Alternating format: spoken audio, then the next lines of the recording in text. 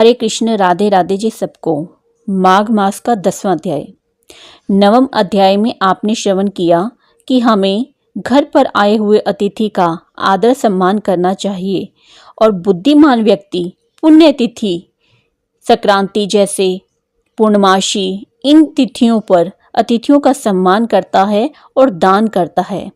इस प्रकार वह दान करके अपने लिए पुण्य अर्जित करता है। सब प्राणियों पर दया करने वाला, प्राय गुणों का वर्णन करने वाला और प्राय धन को तृण के समान समझने वाला, ऐसे लोग नरक को नहीं भोगते।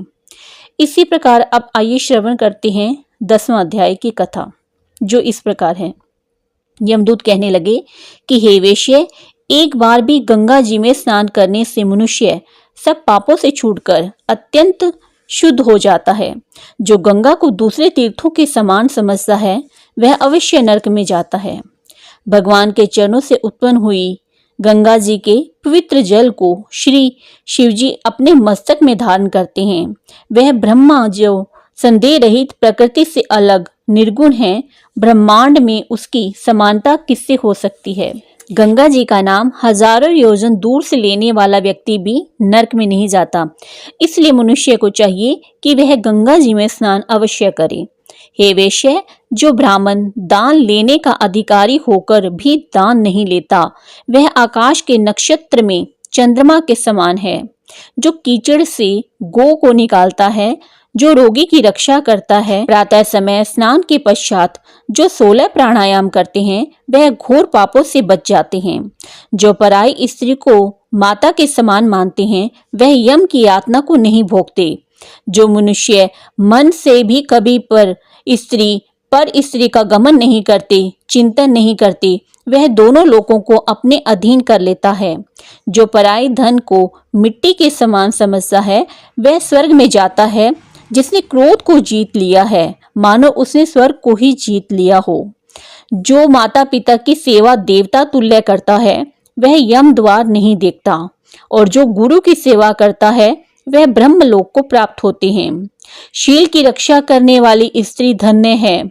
शील भंग करने वाली यमलोक जाती है। जो वेदों और शास्त्रों को पढ़ते हैं या पुराण और संहिता पढ़ते और सुनते हैं, तथा जो स्मृति का व्याख्यान और धर्म शास्त्र समझते हैं, या जो वेदांत में लीन रहते हैं, वह पाप रहित होकर ब्रह्मलोक को प्राप्त होते हैं। जो अज्ञानियों को वेद शास्त्र का ज्ञान देते हैं, वे देवताओं से भी पूजित होते हैं। यमदूत ने कहा कि हे वेश्य, श्रेष्ठ यमराज ने हमको वही आज्ञा दे रखी है कि तुम किसी वैष्णव को मेरे पास मत लाओ। हे वेश्य, पापी लोग को इस संसार रूपी नरक को पार करने के लिए भगवान की भक्ति के सिवाय दूसरा और कोई उपाय नहीं है।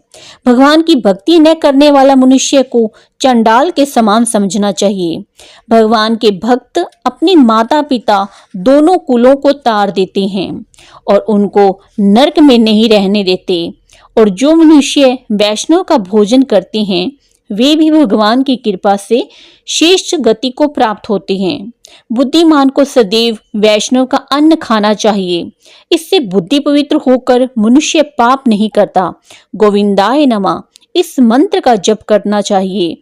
जो मनुष्य मृत्यु को प्राप्त होता है, वह परम धाम को प्राप्त होता है, इसमें कोई संदेह नहीं है। जो ओम नमः भगवते वासुदेवाय इस द्वादश अक्षर मंत्र का जप करता है, उसके ब्रह्मा इत्यादि बड़े से बड़े पाप का नाश हो जाता है। जो माघ मास की पूर्णिमा को प्रातःकाल गंगा, यमुना, सरस्वती के संगम में अथवा किसी भी नदी में स्नान करके एवं पवित्र होकर उसी क्षेत्र में एक मंडप बनाकर उसमें भगवान विष्णु की स्थापना करे, ब्राह्मण को बुलाकर गौरी, गणेश तथा नवग्रह की स्थापना करके सत्यनारायण भगवान का पूजन करे और कथा श्रवण करे, तत्पश्चात एक वेदी बनाकर वेदी के पश्चिम भाग में बैठकर तिल, चावल, जौ, गूगल तथा घी का हवन करे। यह सब कार्य करने के बाद विष्णु भगवान का आवाहन करके और उनके निम्न मंत्रों का उच्चारण करके भगवान विष्णु की उपासना करे। तिल का दान करे तथा गोदान करके विसर्जन करे। इसके पश्चात गीत, कीर्तन, मंगल गान और उत्सव मनावे। तथा यथाशक्ति ब्राह्मणों को भोजन करावे और यथाशक्ति उनको दक्षिणा भी दे।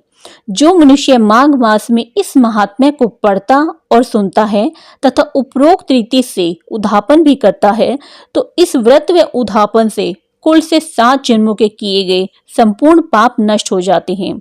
उस मनुष्य को सुख संपत्ति एवं सौभाग्य की प्राप्ति होती है तथा उसके सभी सकल मनोरथ सिद्ध हो जाते हैं। इसी प्रकार 10वें अध्याय की कथा समाप्त होती है। आगे की कथा हम 11वें अध्याय में श्रवण करेंगे। सभी भक्त जनों को जय श्री हरि। राधे राधे।